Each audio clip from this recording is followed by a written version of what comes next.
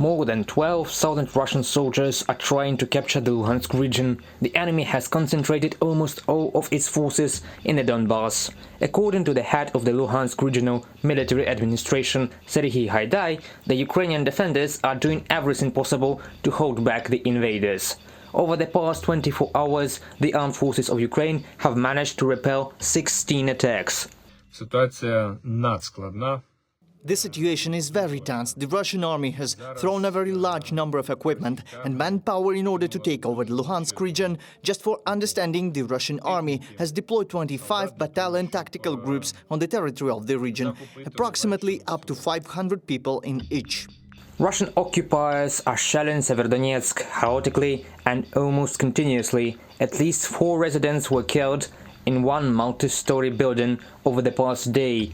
The attack is so powerful that local residents are asked not to leave their shelters. Evacuation is now very difficult and dangerous. Коли люди просто гуртуються десь, When people just crowd together somewhere, shells or missiles fly in. We still can't count how many people were killed or how many are still lying somewhere in the yard because of the constant shelling. We found a woman with a severe wound. She bled out. While we took her to the hospital, we could not save her. Residents of the Luhansk and Donetsk regions have been without gas for almost a day. As a result of the shelling, the main gas pipeline was damaged. It is impossible to resume gas supply to consumers due to active hostilities by occupiers. There are no other options for transporting fuel. People were evacuated under the shelling the day before. Miraculously, 18 people were taken out of the Hirska community. Nearly 90 bodies were found under the rubble after Russia's airstrike on the Desna town in the Chernihiv region.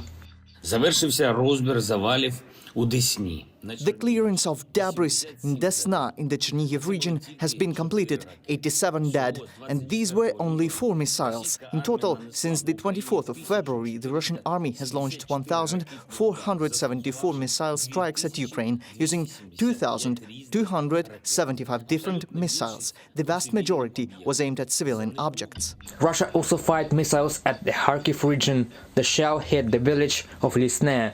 Fortunately, no casualties were reported. In Kharkiv, a shell fell on a transport stop. 1 person was wounded. Mazanivka in the Sumy region came under mortar fire. Windows and fences were broken in residential buildings, and in the Kirovograd region, a missile was shot down by anti-aircraft defense forces. The atrocities of Russian soldiers have no limits. In Enerhodar, Zaporizhia region, Russian occupiers shot an employee of the Zaporizhia nuclear power plant. They broke into his apartment and opened fire. The man was hospitalized in extremely serious condition. Serhiy was taken to the Enerhodar city hospital with multiple bullet wounds.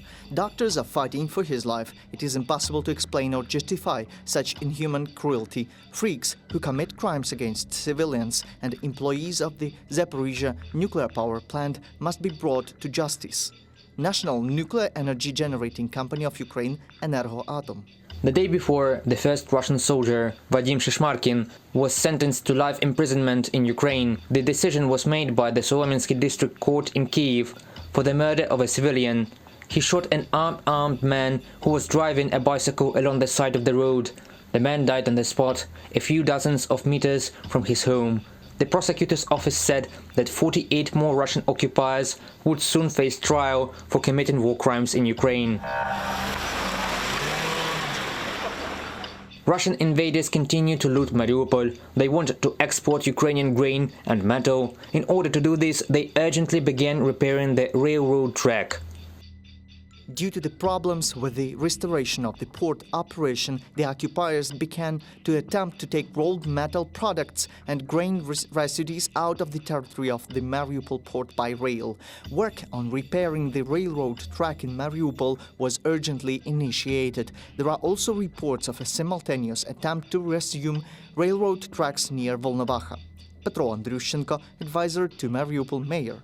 In occupied Kherson, the so-called authorities are introducing Russian rubles. They plan to use their own currency on a par with the hryvnia.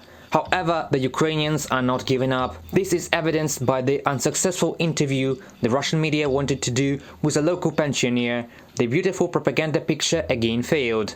What Banderites are here? There are no Bandera followers. I'm Russian myself. I was born in Yakutia. So what? And Russians won't kill me here. We want to show what you want. I want to live in Ukraine. Reported by Pavlo Stelmach, Alexander Belov, UATV News.